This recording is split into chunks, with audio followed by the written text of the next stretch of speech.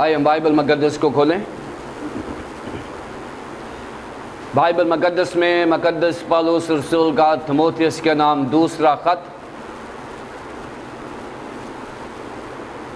اس کا دوسرا باب، اس کے 14ویں آیت سے 19ویں آیت تک۔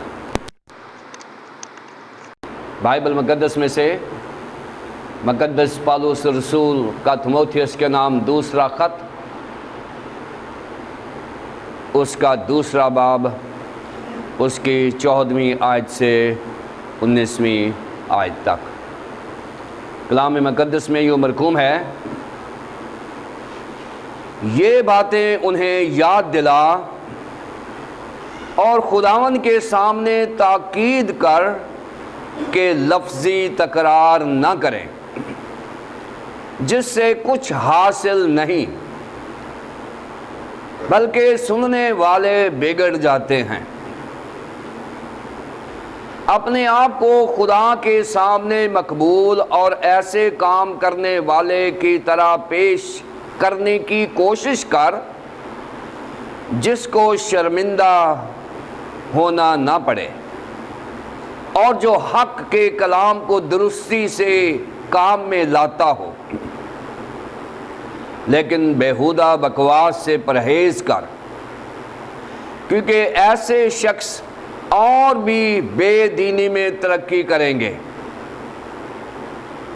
اور ان کا کلام آکلہ کی طرح کھاتا چلا جائے گا۔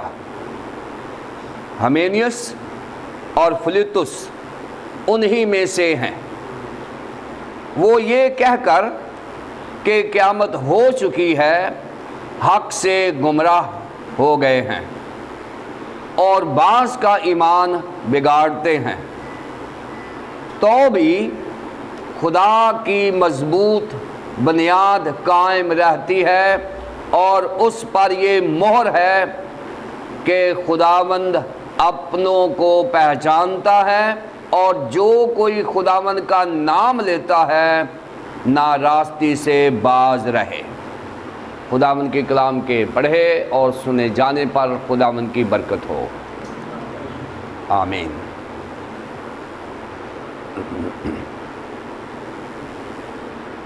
پاسبانی خطوط کے تفسیری مطالعہ کے سلسلے میں آج ہمارا 26واں لیسن ہے، جبکہ مقدس پالوس رسول کا تیموتھیوس کے نام دوسرا خط، اس کا آج 7واں لیسن ہے، کیونکہ ہم نے پاسبانی خطوط کو ایک پیکج بنایا ہوا ہے، اس لیے مقدس تیموتھیوس کے نام پہلا خط، اور پھر دوسرا خط، اور تیتس کے نام خط جو ہے، ان تینوں کو ملا کر کلیسیاؤں نے، بزرگوں نے ان کو پاسبانی خطوط 3 وجوہات کی بنا پر کہا ہے کہ ان خطوط میں پاسبانوں اور مذہبی رہنماؤں کی ذاتی زندگی کا معیار بیان کیا گیا ہے۔ نمبر 2، ان خطوط میں مقدس پالوس رسول نے پاسبانوں اور مذہبی رہنماؤں کی ذمہ داریوں کا ذکر کیا ہے، اور نمبر 3، ان تینوں خطوط میں جنہیں پاسبانی خطوط کہا جاتا ہے، ان میں کلیسیائی نظم و ضبط کی بات کی گئی ہے کہ مسیحی پاسبانوں کو کلیسیا کا انتظام کس معیار پر چلانا ہے۔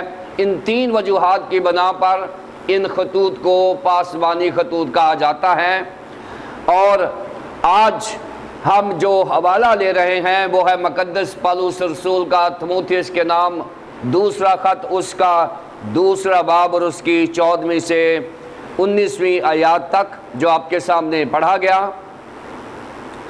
ہم نے مقدس پالوس رسول کا تیموتھیوس کے نام دوسرا خط جب شروع کیا تھا تو اس کی آؤٹ لائن میں ہم نے پہلے باب کی 2 آیات میں آداب و تسلیمات سے متعلق سیکھا کہ کس طرح سے مقدس پالوس رسول اپنا تعارف کراتے ہیں اور پھر کس کو لکھتے ہیں، اس سے متعلق ہمیں معلومات دی گئیں، اور پھر پہلے باب کی 3 آیت سے 7 آیت تک ہم نے دیکھا کہ کس طرح مقدس پالوس رسول پہلی صدی کے جو خطوط نویسی ہے ان کے اصول و ضوابط پر پابند رہتے ہوئے انہوں نے شکر گزاری کی ہے، اور پھر پہلے باب کی 8ویں سے 14ویں آیات تک خداوند کا بندہ پالوس رسول مقدس تموتھیوس کو یہ بتا رہا ہے کہ اگر ہم اس دنیا میں خداوند کے لیے دکھ اٹھاتے ہیں تو یہ انجیل کی بشارت کے لیے ہے،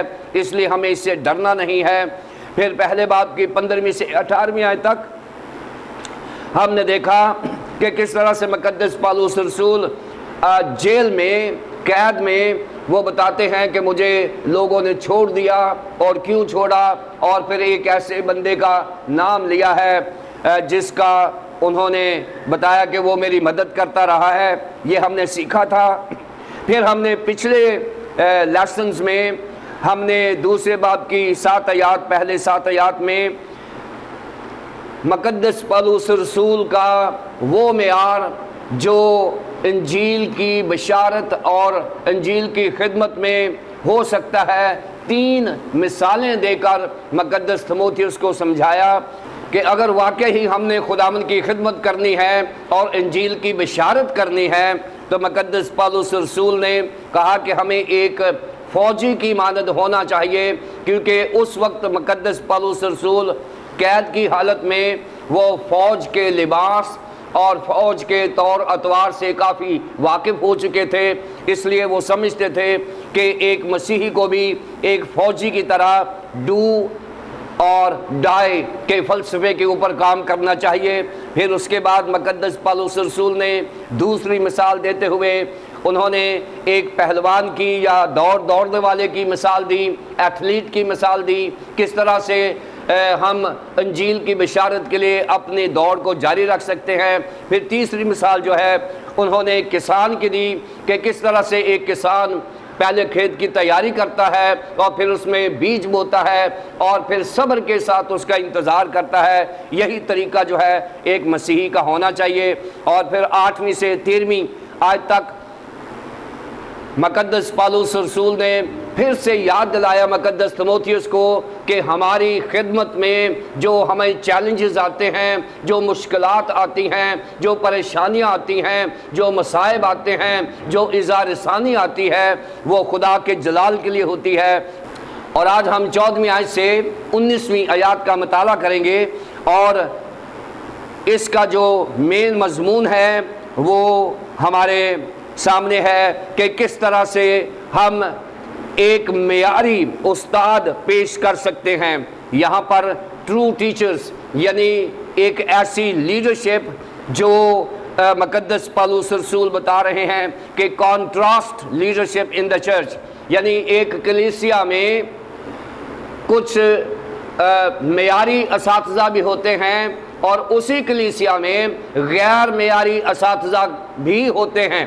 سو مقدس پالوس رسول نے مقدس تموتھیوس کو تیار کیا ہے کہ ہو سکتا ہے تیری کلیسیا میں بھی جو کہ تھے افسس کی کلیسیا میں جہاں مقدس تموتھیوس جو ہے اس کی ذمہ داری سنبھالے ہوئے تھے، مقدس پالوس رسول نے اس کو وارن کیا ہے کہ تموتھیوس تیری کلیسیا میں اچھے اساتذہ بھی ہیں جن میں تو بھی شامل ہے، کہ تیری کلیسیا میں معیاری اساتذہ بھی ہیں جن میں تو بھی شامل ہے، لیکن تیری ہی کلیسیا میں ایسے اساتذہ بھی ہیں جو غیر معیاری ہیں، اس لیے تو اپنے آپ کو ان سے علیحدہ رکھنا اور ان کی طرح نہ کرنا۔ یہ آج کا بڑا مضمون ہے، یعنی contrasting leadership in the church. کلیسیا میں دو متضاد جو رہنما ہیں ان سے متعلق بتایا گیا ہے۔ آئیے ہم اس کی تقسیم کریں۔ ہم 14ویں اور 15ویں آیت کو ہم دیکھیں گے جس میں ایک اچھے استاد کا ذکر کیا گیا ہے، ایک معیاری استاد کا ذکر کیا گیا ہے، اور پھر 16ویں 17ویں اور 18ویں آیت میں مقدس پالوس رسول نے فالس ٹیچر یعنی غیر معیاری اساتذہ کا ذکر کیا ہے، اور پھر 19ویں آیت میں ایک معیار مقرر کر دیا گیا ہے جو انجیل مقدس کا معیار ہے، یعنی بائبل کا کیا معیار ہے۔ پہلے معیاری استاد کی بات ہوئی ہے، پھر غیر معیاری استاد کی بات ہوئی ہے، لیکن جس کے وہ استاد ہیں یعنی کلام مقدس، اس کا معیار بھی بیان کر دیا گیا ہے، اور وہ 19ویں آیت میں ہے۔ آئیے ہم 14ویں 15ویں آیت کو دیکھیں۔ یہ باتیں انہیں یاد دلا اور خداوند کے سامنے تاکید کر۔ یہ باتیں انہیں یاد دلا، کون سی باتیں ہیں جن سے متعلق مقدس پالوس رسول یہ چاہتے ہیں کہ مقدس تیموتھیوس کو یہ بتایا جائے کہ اپنی کلیسیا کو یہ والی باتیں یاد دلا، اور یہ وہ والی باتیں ہیں جو پہلی 13 آیات میں بیان کی گئی ہیں۔ پہلی 13 آیات میں جو بیان کی گئی ہیں وہ یہی ہیں کہ پس آئے میرے فرزند، تو اس فضل سے جو مسیح یسوع میں ہے مضبوط بن، اور جو باتیں تو نے بہت سے گواہوں کے سامنے مجھ سے سنی ہیں ان کو ایسے دیانتدار آدمیوں کے سپرد کر جو اوروں کو سکھانے کے قابل ہوں۔ اور اس کے بعد مقدس پالوس رسول نے ایک سیریز چلا دی ہے ان باتوں کی جنہیں وہ 14ویں آیت میں کہتا ہے یہ ان کو یاد دلا۔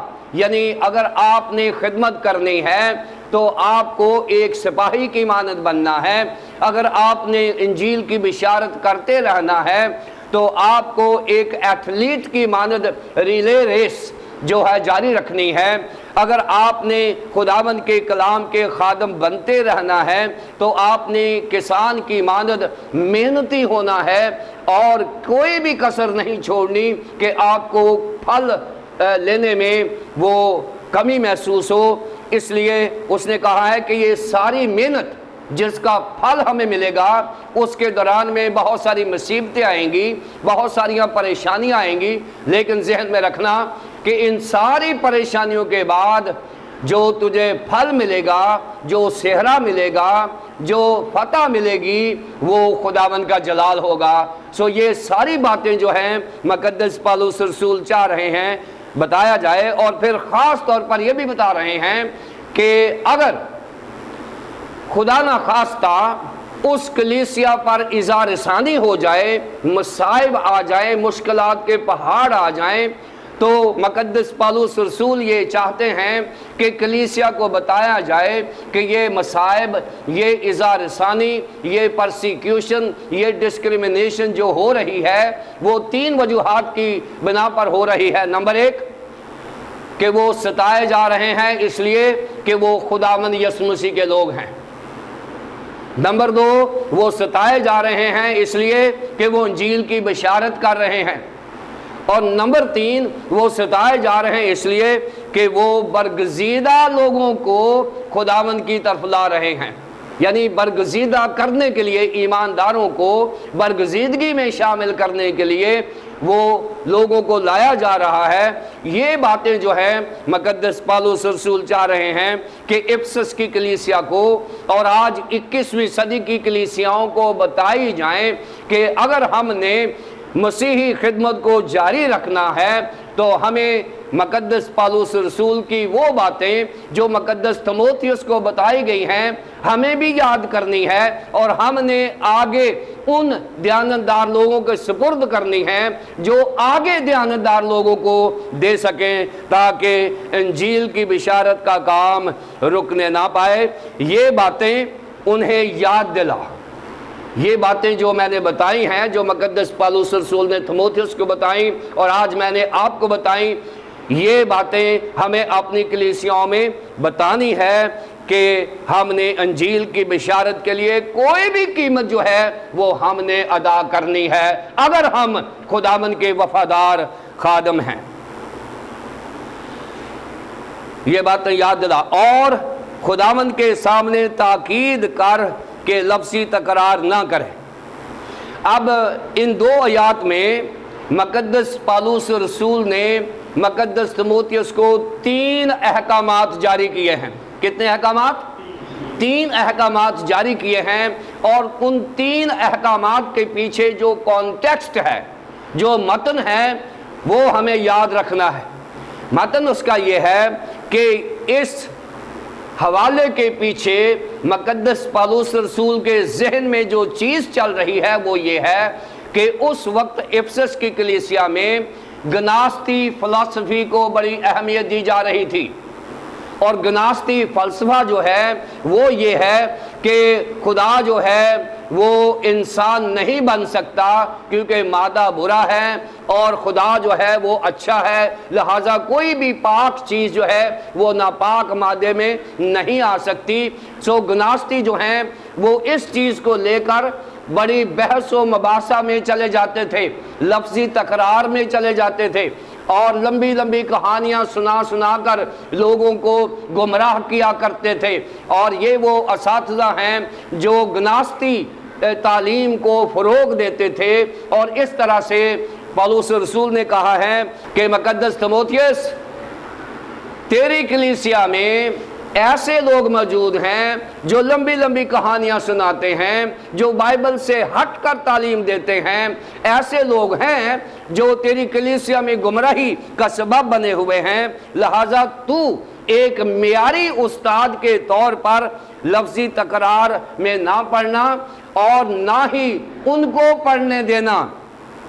ताकीद कर उनको खुदामंद के सामने कि लफ्ज़ी तकरार ना करें, उससे कुछ हासिल नहीं होता। ये आज बहसो मबासा हम करते हैं, लफ्ज़ी तकरार करते हैं, जैसे हम अक्सर कहते हैं, हम मुहावरा इस्तेमाल करते हैं कि पानी में मधानी डालते हैं और उसको रिड़कते रहें, उसको चलाते रहें, वहाँ से आपको कुछ नहीं मिलेगा।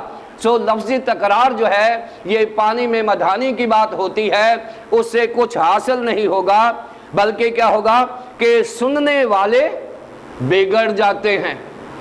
सुनने वाले बिगड़ जाते हैं। जिन्होंने खुदा के कलाम को सुना होता है उनके कलाम के ऊपर शक आना शुरू हो जाता है। लफ्ज़ी तकरार से कुछ हासिल नहीं होता, बल्कि सुनने वाले बिगड़ जाते हैं।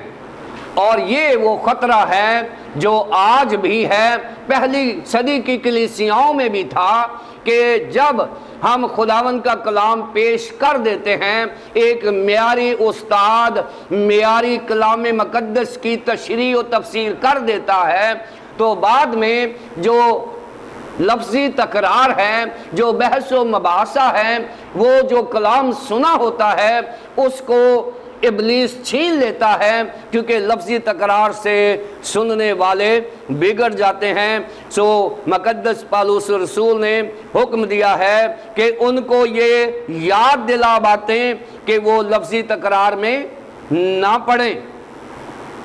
अब यहाँ जो लफ्ज़ी तकरार है, यहाँ गौर से सुन ले कि ये क्या है। ये है लोगो माखो। अब ये लफ्ज़ बहुत दिलचस्प है यूनानी ज़बान में लफ्ज़ी तकरार के लिए। लोगो माखो ये यूनानी ज़बान का लफ्ज़ है। लफ्ज़ी तकरार यहाँ पर देखें इसकी बेस क्या है। ये लोगास मैखो से है। लोगास जो है माखो, यानी ये जो बहस मुबासा हो रहा है ये बात यीशु मसीह के ऊपर ही हो रही है। ये जो बहस मुबासा उनमें हो रहा है ये बात यीशु मसीह की अलूहियत पर हो रही है, यीशु मसीह की शख्सियत पर हो रही है। कोई कहता है यीशु मसीह मर गया है, कोई कहता है यीशु मसीह जिंदा हो गया है, कोई कहता है 2 दिन बाद जिंदा हुआ है, कोई कहता है 24 घंटे बाद जिंदा हुआ है, कोई कहता है तीसरे दिन जिंदा हुआ है।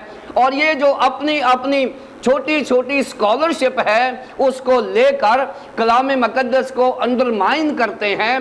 बात वो बाइबल पर ही कर रहे हैं, बात वो यीशु मसीह के ऊपर ही कर रहे हैं, बात वो लोगास के ऊपर ही हो रही है, कलमे के ऊपर हो रही है, लेकिन कलमे की तौहीन कर रहे होते हैं। उन्हें इल्म नहीं है कि वो अपने इल्म से, नाकिस इल्म से, थोड़े से इल्म से वो अपने आप को बड़ा कर रहे हैं और कलाम मुक़द्दस को छोटा कर रहे हैं। उनको ये पता ही नहीं है कि वो किस गुनाह के मुर्तकब हैं। वो अपनी तालीमात नहीं, बात वो कलाम की कर रहे हैं, बात वो यीशु मसीह की कर रहे हैं, लेकिन اس کو انڈرمائن کر رہے ہیں، اس کو وہ نیچا دکھا رہے ہیں۔ اور مقدس پالوس رسول نے کہا ہے کہ مقدس تیموتھیوس اپنی کلیسیا میں لفظی تکرار کو کنٹرول کر، کیونکہ اس سے کچھ حاصل نہیں ہوگا بلکہ اس سے سننے والے بگڑ جاتے ہیں۔ پھر اس کے بعد 15ویں آیت، اپنے آپ کو خدا کے سامنے مقبول اور ایسے کام کرنے والے کی طرح پیش کرنے کی کوشش کر جس کو شرمندہ نہ ہونا پڑے۔ اپنے آپ کو ایسے کام کرنے والے کی طرح پیش کر، present yourself as a real teacher of the truth، کہ آپ اپنے آپ کو ایک معیاری استاد کے طور پر پیش کریں۔ یہ مقدس پالوس رسول نے تیموتھیوس کو کہا ہے کہ جہاں لفظی تکرار ہو وہاں اس کی حوصلہ شکنی کرنا، لیکن تو اپنے آپ کو ان تمام جو غیر معیاری اساتذہ ہیں، جو فالس ٹیچر ہیں، ان میں تو ایک اچھے ٹیچر کے طور پر پریزنٹ کر کے رکھ، تاکہ تیرے کام اور کلام کو کوئی چیلنج نہ کر سکے۔ اپنے آپ کو خدا کے سامنے مقبول اور ایسے کام کرنے والے کی طرح پیش کرنے کی کوشش کر کہ جس کو شرمندہ ہونا نہ پڑے۔ یہ دوسرا حکم ہے۔ پہلا حکم تھا مقدس تیموتھیوس کو کہ ان کو یاد دلا کہ وہ گناستی تکرار میں نہ پڑے۔ اب دوسرا حکم ہے مقدس تیموتھیوس کو کہ تو اپنے آپ کو ایک معیاری استاد کے طور پر پیش کر۔ مقدس پالوس رسول یہ کہہ رہے ہیں کہ تیری کلیسیا میں کچھ ایسے اساتذہ ہیں جو گناستی تعلیمات کو فروغ دے رہے ہیں، لیکن تو بائبل کے معیار کی پریچنگ کرنا، تو بائبل سے نہ ہٹنا، جو بائبل کہہ رہی ہے اس کو فوکس کرنا، اور انجیل مقدس میں کسی قسم کی ڈسٹورشن نہ کرنا، کسی قسم کی ملاوٹ نہ کرنا، کسی قسم کی اس میں ڈنڈی نہ مارنا، تاکہ ایک معیاری استاد کے طور پر تو مقبول ہو جائے، خدا کے سامنے مقبول ہو۔ اور یہ مقبول جو ہونا ہے یہ پسند آنے کے مترادف ہوتا ہے۔ جب ہم کسی کی نظر میں مقبول ہوتے ہیں تو اس کا مطلب یہ ہے کہ ہم اس کے فضل کو انجوائے کر رہے ہوتے ہیں۔ مقبولیت سے مراد یہ ہے کہ ہم خدا کے فضل کو انجوائے کر رہے ہیں۔ مقبولیت نتیجہ ہے خدا کے فضل کا جو ہم انجوائے کر رہے ہوتے ہیں۔ اگر ہم خدا کی نظر میں مقبول ہیں یا کسی انسان کی نظر میں مقبول ہیں تو وہ انسان ہمارے اوپر مہربان ہو جاتا ہے، کیونکہ ہم اس کی نظروں میں مقبول ہو جاتے ہیں۔ اور خداوند یسوع مسیح کے بارے میں کہا ہوا ہے لوکا کی انجیل میں کہ وہ خدا اور انسان کی نظروں میں مقبول ہوتا گیا۔ مقدس یوحنا اصطباغی کے تعلق سے بھی یہی لکھا ہوا ہے کہ وہ خدا اور انسان کی نظروں میں مقبول ہوتا گیا۔ یہ بائبل کا معیار ہے کہ اگر ہم نے خداوند کے فضل کو انجوائے کرنا ہے تو ہم ایسا کام اور ایسا کلام کریں کہ ہم خدا کی نظر میں مقبول ہوتے جائیں۔ اور یہاں پر لکھا ہے کہ ایسا کام کرنے والے کی طرح پیش کرنے کی کوشش کر۔ اور یہ کوشش کرنا جو ہے اس کے لیے انتہائی ضروری ہے کہ انسان سٹرگل کرے، سٹرائیونگ ہو انسان، سٹرگلنگ ہو انسان۔ اب ہاتھ پر ہاتھ رکھ کے بیٹھ کر ایمان کو ایکسرسائز کرنا یہ کوئی مسیحیت نہیں ہے۔ ہاتھوں پر ہاتھ رکھ کے بیٹھ جانا اور کہنا میں بہت اچھا کرسچن ہوں، یہ کوئی مسیحیت نہیں ہے۔ ہمیں مقبولیت کے لیے جو بھی ایفرٹس کرنی پڑے، ہمیں سٹڈیز کرنا ہے، ایمان کو ایکسرسائز کرنا ہے، انجیل کی بشارت کرنی ہے، یہ محنت کر کے ہم نے خدا کی نظر میں مقبول ہونا ہے۔ اور ہم نے کوشش کرنی ہے، ایسی کوشش کہ جب ہم خدا کے حضور حاضر ہوں گے تو ہمیں وہاں شرمندگی نہ ہو۔ اب یہ تھوڑا سا اور میں اس کو بیان کرنا چاہتا ہوں یہ جب ہم کسی کی نظروں میں مقبول ہوتے ہیں تو اس میں 3 السٹریشن یہاں بتائی گئی ہیں کہ ایسے ہے کہ جیسے ایک سونا ہے، خام گولڈ ہے، یعنی ایسا سونا جو صاف نہیں ہوا، اور کسی سونے کو آگ پر تپا کر اس کو اس معیار تک پہنچایا جائے جہاں وہ سونار کی نظروں میں مقبول ہو جائے۔ یہ مقبول ہونے کا یہ بھی ایک مقصد ہے۔ دوسرا مقصد جو مقبول ہونے کا ہے وہ یہ ہے کہ جب کرنسی نوٹ چھپتے ہیں تو مقدس پالوس یہ کہہ رہے ہیں کہ ایسے تو نے مقبول ہونا ہے کہ جیسے کسی بھی ملک میں کرنسی چھپتی ہے تو چھپتے وقت کسی قسم کی کوئی غلطی نہ ہو جائے تاکہ وہ نوٹ جعلی نہ ہو جائے، جیسے ہی نوٹ باہر آئیں تو وہ مقبول ہو جائیں اور ان کی ویلیو ہو۔ یہاں پر بھی یہ لفظ استعمال ہوا ہے یہ مقبول ہونے کے لیے، کیونکہ مقبول ہونے کے لیے جو یونانی زبان کا لفظ ہے وہ ہے ڈوکیموس۔ ڈوکیموس اس کا مطلب ہے ایسا سونا جو سنار کی نظر میں معیاری ہو اور مقبول ہو، ایسی کرنسی جو دنیا میں مقبول ہو۔ اور پھر تیسری بات بتائی ہے کہ ایسا پتھر یا ایسا ہیرا جو کسی انگوٹھی میں نگینے کے طور پر فٹ ہو جائے اس کو مقبول کہتے ہیں، اس کی ویلیو ہو جاتی ہے۔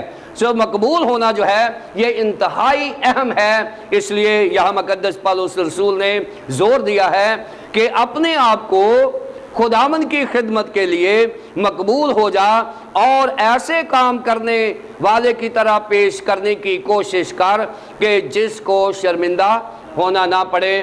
یہ انتہائی اہم ہے آج کے لیڈرز کے لیے اور آج کے مسیحیوں کے لیے، آج کے مذہبی رہنماؤں کے لیے۔ مقدس پالوس رسول نے کہا ہے کہ اپنی کلیسیوں میں نمبر 1 لفظی تکرار میں نہ پڑھیں، نمبر 2 کہ وہ اپنے آپ کو ایک معیاری استاد کے طور پر پریزنٹ کریں کہ ان کو خدا کے سامنے اور کلیسیا کے سامنے شرمندہ نہ ہونا پڑے۔ اور تیسرا حکم جو ہے وہ یہ ہے اور جو حق کے کلام کو درستی سے کام میں لاتا ہو، جو حق کے کلام کو درستی سے لاتا ہو، یہ بھی ایک معیار ہے ایک معیاری استاد کا کہ وہ اپنی پوری کوشش کرے، پہلی بات کہ وہ ان کو یاد دلائے، دوسری بات وہ مقبول ہو، تیسری بات وہ کوشش کرے کہ حق کے کلام کو درستی سے کام میں لاتا ہو۔ درستی سے کام میں لاتا ہو یہ پریکٹیکل اپروچ ہے کلام کے پریچ کرنے کی، یعنی بشارت کی۔ یعنی یہ معیار جو آج مقدس پالوس رسول نے خادموں کو دیا ہے، کلام پریچ کرنے کے لیے نہیں دیا بلکہ کلام کو عمل میں لانے کے لیے، کلام پر کام کرنے کے لیے یہ لیڈرز کو چیلنج دیا گیا ہے اور کلیسیاؤں کو چیلنج دیا گیا ہے کہ اگر ہم کلام کو سیکھتے ہیں، سکھاتے ہیں تو کلام کو کام میں درستی سے لانا ہے۔ یہاں پر یہ بیان کیا گیا ہے جو حق کے کلام کو درستی سے کام میں لاتا ہو، یعنی اس کلام کے جو عوامل ہیں وہ لوگوں کو نظر آنے چاہیے۔ یہ ایک چیلنج ہے میرے لیے اور آپ سب کے لیے جو آج مذہبی رہنما ہیں۔ لازمی ہے کہ ہم یہ مقدس پالوس رسول کا 3 فولڈ سٹینڈرڈ جو ہے اس کو غور کریں۔ پہلی بات کہ اپنی کلیسیاؤں میں سوائے کلام مقدس کے کسی قسم کی تکراری سچویشن نہ بننے دیں۔ نمبر 2 کہ کلیسیاؤں میں مقبولیت کا درجہ محفوظ کر کے رکھیں۔ نمبر 3 یہ کوشش کرتے رہیں کہ جو کلام آپ نے سیکھا ہے یا سکھایا ہے وہ ایسا ہو کہ آپ کو شرمندہ نہ ہونا پڑے، وہ آپ کی زندگی میں اور کلیسیائی زندگی میں وہ عمل میں بھی آنا چاہیے۔ اور یہ 3 احکامات ہیں جو 14ویں اور 15ویں آیات میں مقدس پالوس رسول نے دیے ہیں۔ دوسرا حصہ ہے فالس ٹیچر، 16ویں 17ویں اور 18ویں آیت۔ फॉल्स टीचर यानी गैर मेयारी असातिज़ा।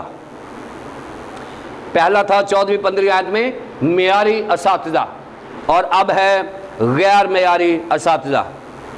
लेकिन बेहुदा बकवास से परहेज कर, क्योंकि ऐसे शख्स और भी बेदीनी में तरक्की करेंगे। यहां पर बताया गया कि avoid godless chatters. Godless chatters, ये जो बेहुदा बकवास होती है, इसको गॉडलेस चैटर्स यानी वो लोग जो खुदा के बगैर या खुदा के खिलाफ बातें करते हैं, ये बड़ा ज़रूरी है। बेहुदा बकवास से मुराद ऐसी बातचीत है, ऐसी गुफ्तगू है जो इंसान खुदा के बगैर करता है या खुदा के खिलाफ करता है। मुकद्दस तीमुथियुस को खुदा के खादम मुकद्दस पौलुस रसूल ने हुक्म दिया है कि मुकद्दस तीमुथियुस, तू बेहुदा बकवास से परहेज करना, क्योंकि ऐसे शख्स और भी बेदीनी में तरक्की करते जाएंगे। यहाँ बताया गया है कि ये जो झूठे असातिज़ा हैं वो भी तरक्की करने के ख्वाहिशमंद होते हैं। जो झूठे असातिज़ा हैं वो भी चाहते हैं कि हम तरक्की करें, चाहे हम खुदा के खिलाफ ही तरक्की करें। और यहाँ मुकद्दस पौलुस रसूल ने बताया है कि गॉडलेस चैटर्स जो हैं उनको अवॉइड कर, उनसे किनारा कर। और किनारा करने से मुराद ये है कि शन द ईवल, यानी आप अपनी कोशिश से उनसे अलहदा रहें, आप उनसे फेलोशिप ना रखें। परहेज करना होता है टू शन, यानी हम उनसे अलहदा रहें। सो बेहुदा बकवास से परहेज कर, क्योंकि ऐसे शख्स और भी बेदीनी में तरक्की करते हैं, गॉडलेसनेस में वो आगे बढ़ते जाते हैं और उनका कलाम आकिला की तरह खाता चला जाएगा। और हमेनियस और फिलितुस उन्हीं में से हैं। यहाँ पर मुकद्दस पौलुस रसूल ने पहले तो बताया है कि ये जो गैर मेयारी असातिज़ा अकराम हैं, इनके साथ अपनी एसोसिएशन ख़त्म कर ले, इसलिए कि वो चाहते हैं कि वो अपनी गैर मेयारी तालीम को आगे बढ़ाते जाएं। और जो सिलसिला है वो ये है कि उनका कलाम आकिला की तरह खाता चला जाएगा। और ये जो आकिला है इसको हम देख लें, ये क्या है। ये आकिला जो है, इसके लिए जो यूनानी ज़बान का लफ्ज़ है वो है गैंगराइना। यूनानी ज़बान का लफ्ज़ है गैंगराइना, और गैंगराइना से आज अंग्रेज़ी ज़बान का लफ्ज़ है गैंग्रीन। गैंग्रीन आप समझते हैं कि अगर हमारे जिस्म के किसी हिस्से पर, पाँव पर या किसी जगह पर ज़ख्म हो जाए तो ये जो गैंग्रीन की बीमारी है, ये हमारे जिस्म का मांस खाना शुरू हो जाती है। और जब मांस ख़त्म हो जाता है फिर ये गोश्त को खाना शुरू कर देती है, और जब गोश्त ख़त्म हो जाए फिर ये हड्डी को खाना शुरू कर देती है, और ये जिस्म सारे को खा जाती है। और यहाँ पर उसने बताया है कि ये गैंग्रीन की तरह खाता चला जाएगा। ये ईमानदारों को गैंग्रीन की तरह लग जाएगा, क्योंकि इनकी तालीम ऐसी है जो गैंग्रीन की तरह फैलती चली जाती है। इसलिए मुकद्दस तीमुथियुस, तू एहतियात करना, इन लोगों से दूर ही रह तो अच्छी बात है, ना ही इन लोगों को अपनी जमात में आने देना, क्योंकि वो भी तरक्की करना चाहते हैं। लेकिन अगर मियारी टीचर जो है वो खुदा की बिशारत और खुदा की बादशाही को तरक्की दे रहा है, तो गैर मियारी उस्ताद जो है वो गैर मियारी तालीम को आगे लेकर जा रहा है। और एक मियारी उस्ताद की तालीम का नतीजा क्या होगा? निजात होगा, ईमानदारों की निजात होगा। लेकिन गैर मियारी उस्ताद की तालीम का नतीजा क्या होगा कि ईमानदारों को गैंग्रीन लग जाएगी। और गैंग्रीन में क्या होगा कि उनका मांस और गोश्त और हड्डियां तक गल जाएंगी। सो इसलिए उनका कलाम اور یہ کلام کے لیے لوگوس لفظ استعمال ہوا ہے، ریما نہیں ہے۔ اس کا مطلب یہ ہے کہ ان کا کلام بھی یسوع مسیح سے متعلق ہے۔ وہ خداوند یسوع مسیح کے بارے میں ہی بات کرتے ہیں، لیکن خداوند یسوع مسیح کے بارے میں غلط باتیں کرتے ہیں۔ وہ ان کی تھیالوجی غلط ہے، ان کی ڈاکٹرن غلط ہے، ان کا عقیدہ غلط ہے، اس لیے ان کا کلام آکلہ کی طرح کھاتا چلا جائے گا۔ اور یہاں دو اشخاص کا بیان کیا ہے، ہمینیس اور فلیتس انہی میں سے ہیں۔ دو ایسے ٹیچر ہیں جو ایفسس میں ہیں، جو تکراری ہیں، جو ایمانداروں کو خراب کر رہے ہیں، ان کے ایمان سے منحرف کر رہے ہیں۔ ہمینیس اور فلیتس جو ہیں یہ دو اساتذہ ہیں جو گینگرین کی طرح کلیسیاؤں کو کھا رہے ہیں، اور مقدس پالوس رسول نے کہا ہے کہ ایسے لوگوں کی بیہودہ بکواس سے پرہیز کر۔ سو لازمی ہے کہ ایسے لوگوں سے پرہیز کرنا ہے جو تکراری ہیں اور جو خدا کے کلام کے خلاف باتیں کرتے ہیں۔ وہ کہتے کیا ہیں؟ ان کی تھیالوجی کیا ہے؟ 17ویں آیت میں وہ یہ کہہ کر کہ قیامت ہو چکی ہے، حق سے گمراہ ہو گئے اور بعض کا ایمان بگاڑتے ہیں۔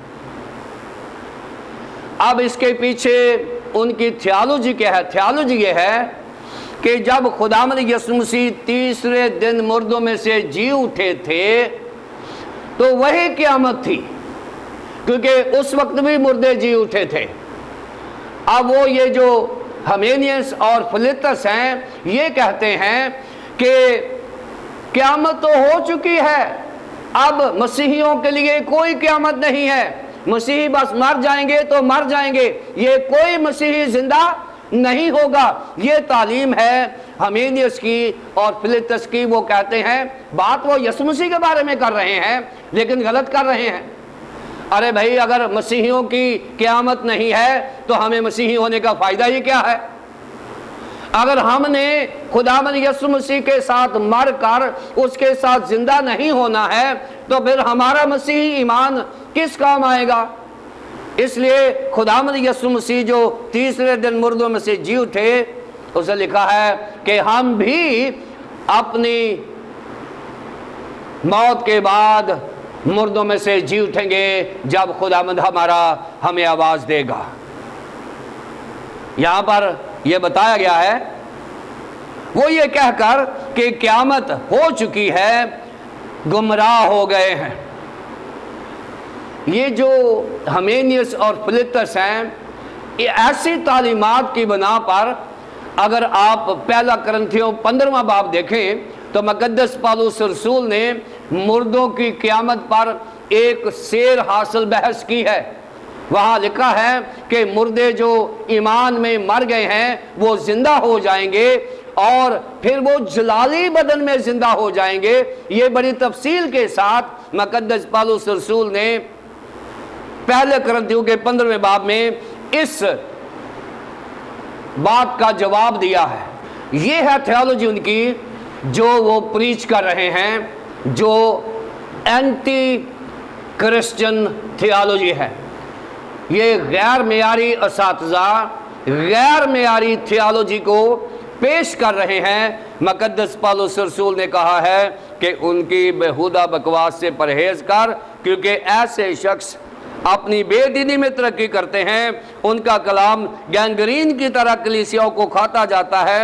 ان کو بھی کھا چکا ہے، ہمینیس اور فلیتس کو بھی کھا چکا ہے، کیونکہ جو گمراہ ہو چکے ہیں وہ عاقلہ کی نظر ہو گئے ہیں، گینگرین کی نظر ہو گئے ہیں، اور وہ خود بھی بگڑ گئے ہیں۔ اور لکھا ہے بعض کا ایمان بگاڑتے ہیں، بہت سارے مسیحیوں کے لیے وہ ٹھوکر کا سبب بنے ہوئے ہیں۔ تیسرا حصہ 14ویں اور 15ویں آیت میں پہلے حصے میں ہم نے دیکھا کہ ایک معیاری استاد کیسا ہوتا ہے، پھر 16ویں 17ویں 18ویں آیت میں ہم نے یہ دیکھا کہ ایک غیر معیاری استاد کیسا ہوتا ہے۔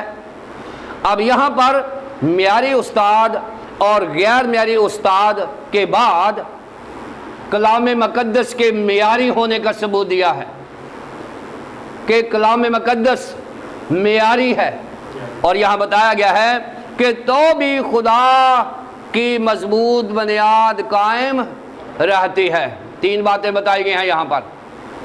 पहली बात यह है कि जो मियारी उस्ताद मियारी तालीमात दे रहे हैं, बड़ी अच्छी बात है। उसके बरक्स गैर मियारी उस्ताद, गैर मियारी टीचर्स गैर मियारी तालीम दे रहे हैं, ये बहुत बुरी बात है। लेकिन इनके बावजूद खुदा के कलाम की बुनियाद को ये हिला नहीं सकते। अगर ऐसे असातिज़ा ये सोच रहे होंगे कि वो ज़मीन पर गनास्ती बादशाही का क़याम कर देंगे या ज़मीन पर वो गैंगरीन का काम करके कलीसिया को तबाह कर देंगे, तो मुक़द्दस पौलुस रसूल ने ईमानदारों को तसल्ली दे दी है कि इनकी गैंगरीन इन्हीं को खा जाएगी, कलाम मुक़द्दस की बुनियाद नहीं हिला सकते। क्योंकि कलाम मुक़द्दस की बुनियाद 3 चीज़ों के ऊपर है। पहली बात कि कलाम मुक़द्दस की बुनियाद क्राइस्ट के ऊपर है। कलाम मुक़द्दस की बुनियाद क्राइस्ट, ये क्रिश्चियन जो हैं ये क्राइस्ट की वजह से हैं।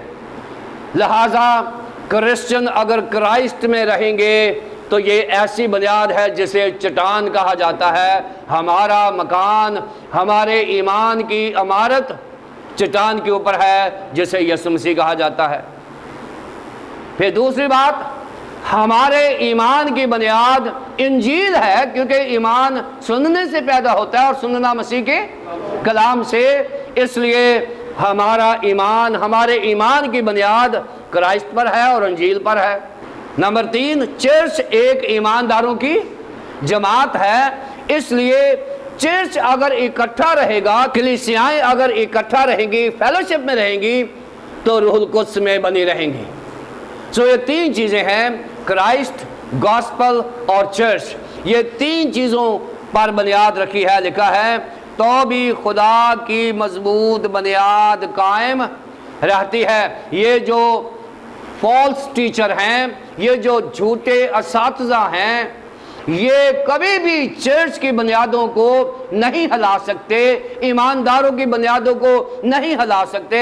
ये खुद गैंग्रीन इनको हो जाएगी, ये इनके साथियों को गैंग्रीन हो जाएगी, लेकिन ना ये यीशु मसीह का कुछ बिगाड़ सकेंगे, ना ये अंजील का कुछ बिगाड़ सकेंगे, ना ही ये चर्च का कुछ बिगाड़ सकेंगे। उनकी बुनियाद कायम रहती है। फाउंडेशन चर्च की बुनियाद क्राइस्ट है, इसलिए और चर्च क्राइस्ट के ऊपर होता है अंजील के वसीले से।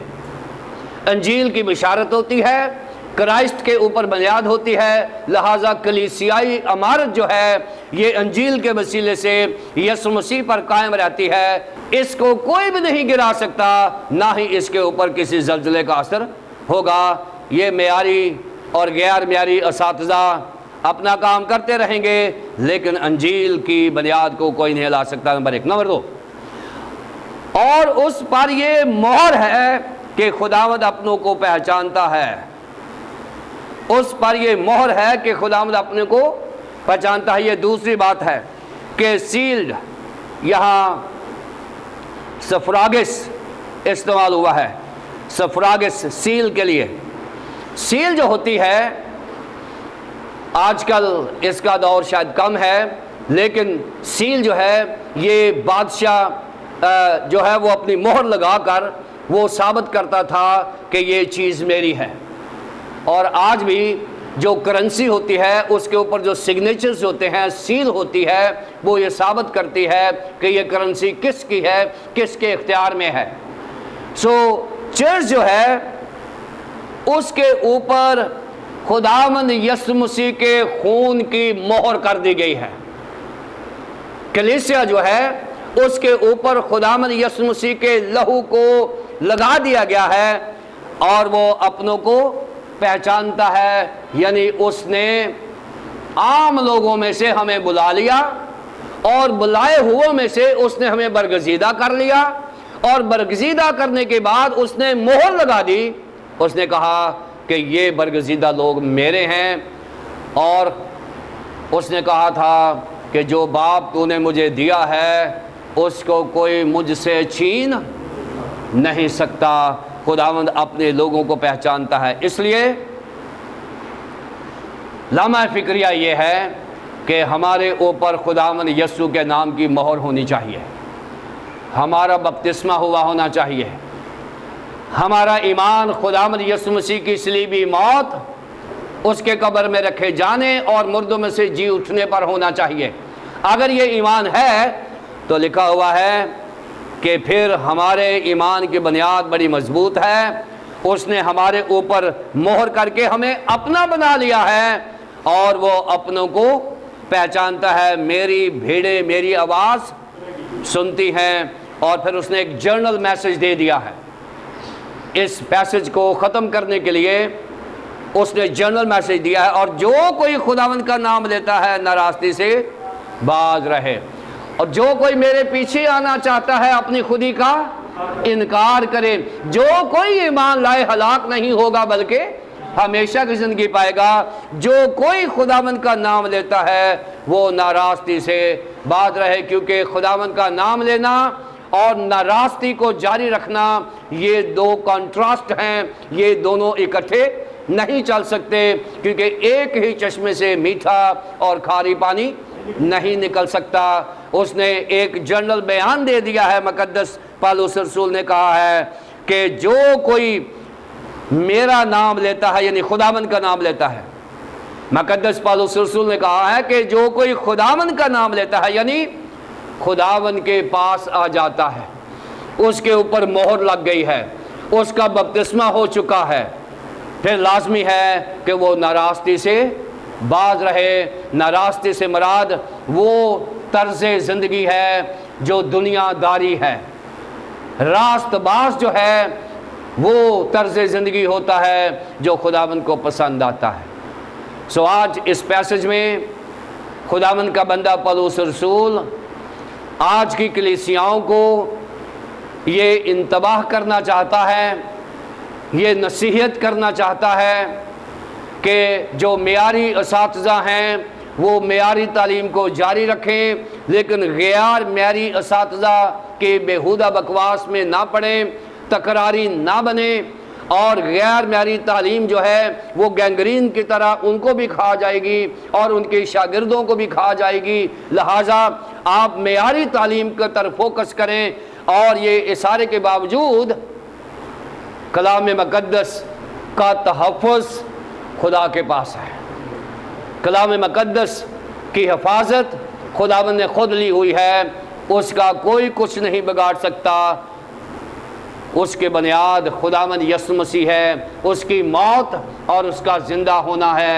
हमारा ईमान खुदावंद के मरने, उसके जी उठने और दोबारा आने पर है, इसलिए हम महफूज हैं। लेकिन फिर भी जो कोई खुदावंद के पास आता है कोशिश करें कि नाराज़गी से बाज रहें और रास्तबाज ज़िंदगी, रास्तबाजी ज़मीन पर ज़िंदा रहने का इलाही मेयार है।